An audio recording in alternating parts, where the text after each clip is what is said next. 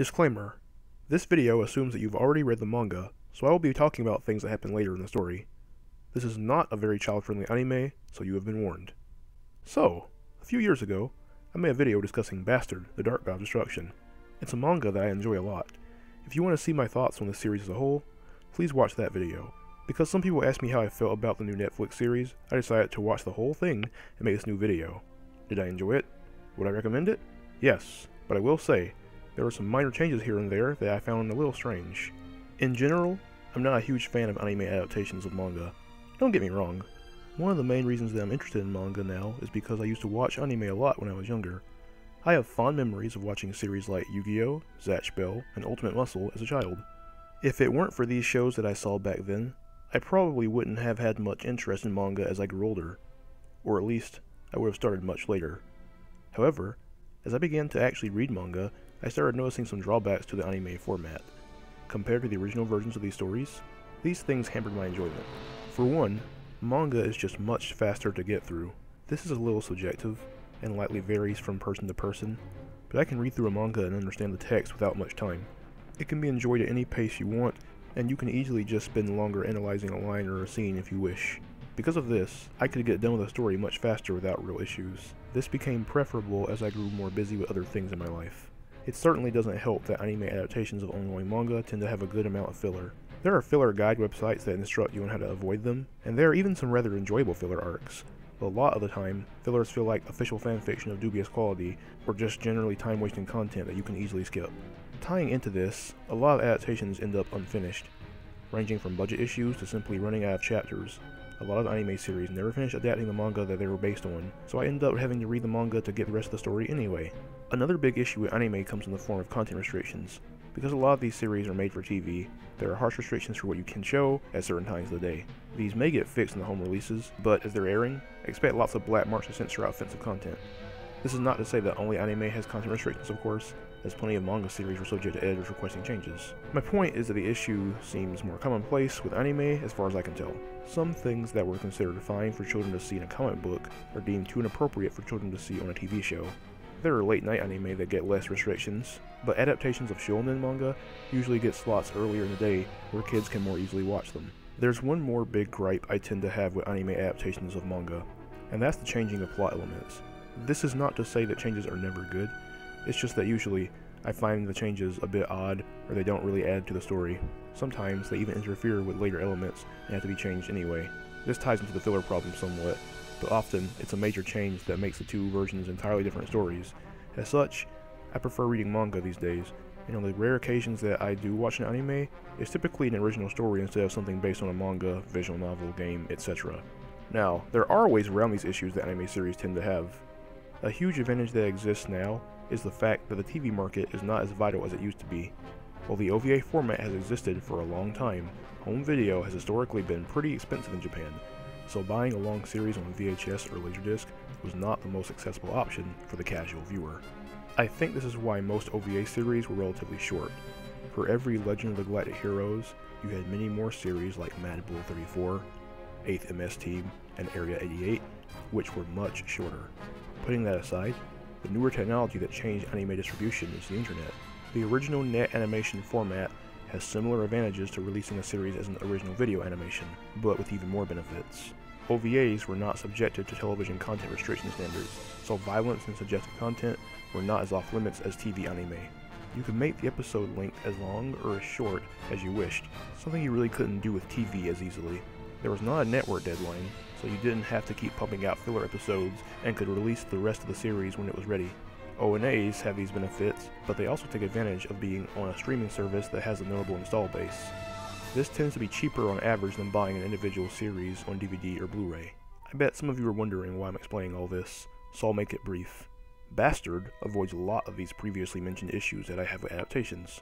A trend that I've noticed more in the past few years is the idea of an older manga finally getting an anime adaptation. Since these are either usually complete or have a lot of chapters already done, the filler issue is effectively eliminated. The staff doesn't have to wait on the mangaka to make more chapters so they can have more content to adapt. They can do long stretches of the manga as anime now. As such, this 24-episode ONA adapts the entirety of the Dark Rebel Armies arc with no filler added. Because this is an ONA, Content restrictions aren't a huge deal, and a lot of things that might not get shown in a TV anime are on full display in this series. Anyway, that's enough about my heavy favoring of manga over anime. I was supposed to mention the specific changes done to this ONA that I thought were strange. The most major one is the fact that the very first scene is a reveal that the series takes place on our Earth in the future. I thought that the bits of foreshadowing here and there throughout the early chapters made this a big surprise when it finally came up, so to immediately show it off like that was a bit of a disappointment. If I had to guess, this was done in case the series wasn't successful enough to make it to the Crime and Punishment arc, where this is explained in greater detail. There's a good chance that I'm wrong though, and I have no idea how many episodes were actually ordered at once. That's my only big issue with the anime. Most other things are minor nitpicks that bothered me as someone familiar with the manga, but probably wouldn't be noticeable for a new viewer. For example, I thought it was weird how Yoko was not shown hitting Lucien in the anime, even though this was seen in the manga. I guess they wanted to make Yoko look less abusive than before, so you only ever see her hitting Dark Schneider instead. It's still implied that she has beaten Lucien, however, as DS is shown reeling in fear of Yoko like he expects to be hit before she even does it. Oh right, and speaking of Lucien, I've started using that since it's the official English name of the character and what most people will refer to him as rather than Luce. Speaking of official names, I think some location and spell names were still changed for copyright. No White Snake, Deep Purple, etc. Another thing that sort of bothered me was Kai Harn's initial appearance. In the manga, she wears armor and a cloak at first that do a good job of covering up her body to some extent. This is in reference to the complete edition, which I imagine a lot more people in Japan are familiar with now, since it's what you'd find in the store. In the original, she wore a headpiece as well, and the cloak covered even more of her figure. As such, DS doesn't immediately recognize that she's a woman. In the ONA, they use the design from the complete edition where she looks less androgynous. This, combined with her voice, makes the reveal a lot more obvious and telegraphed. Despite this, DS still thinks she's a pretty boy for whatever reason, and refers to her as that until he notices her breasts. This isn't even a surprise for the audience, as you see her in the ending credits with her naked body on display for several episodes before this. It's the same face and hair, which doesn't even have the headpiece obscuring it, so it's pretty obvious that's her. It's not hard to miss when you see that the hairstyle is the same. Perhaps it was only obvious to me since I already was familiar with the character, so this is another minor complaint. You know, a big advantage that anime has over manga is the use of color. Some things we only know the color of because of the manga covers or promotional images, so seeing every character design and setting in full color was a unique experience. The original net animation tends to use brighter colors than the designs seen in both the manga and the OVA, or at least some things look slightly different. Of course, that might just be due to the use of newer digital coloring methods rather than traditional coloring methods used in previous incarnations of Bastard. Technology has changed things quite a bit since those versions were released. The unique look of hand-painted anime is pretty difficult to replicate with digital colors. It's still not as dramatic of a color shift as the older Pachinko game I showed before, with completely different palettes for the hair and clothing of some characters. As far as art and design go, the biggest problem I had with this series was the use of CGI. While I understand why this is used a lot more in modern anime, I still don't really care for it. It's not so bad at first, as they only use it for some minor enemies here and there. This isn't the first time I've seen CGI used in anime for animating large amounts of background characters. No, what bothered me was when they battled Abigail. As he transforms, his suit is shown as CGI.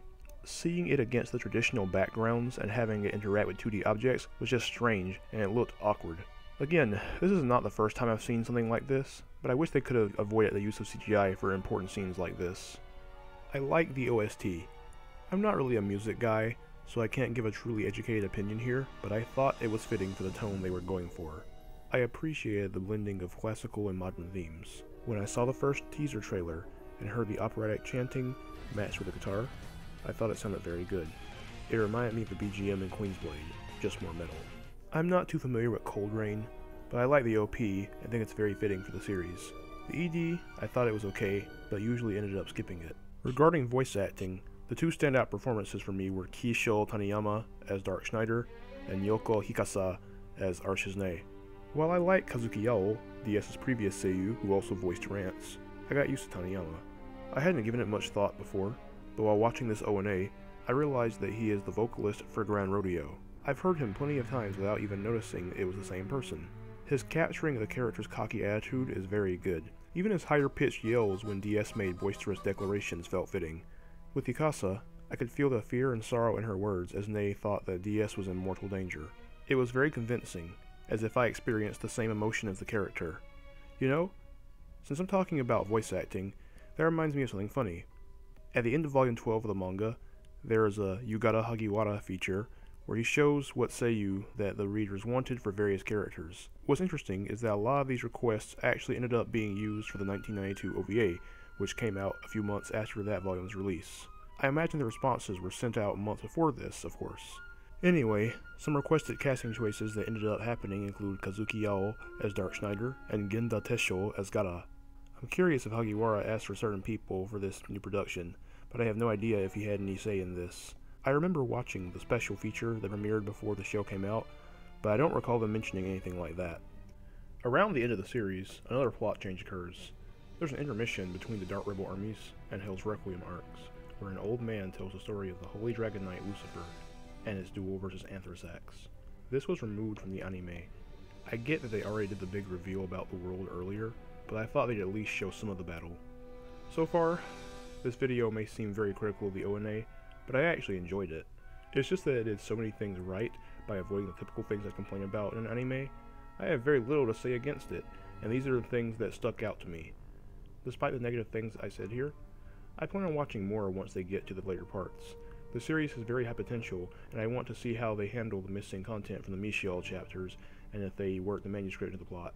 Surely someone at Leiden Films has a complete edition, or they could even consult Hagiwara himself, and then come up with a way of showing what got skipped over in the original run of the manga. Or maybe they'll do something from the novels?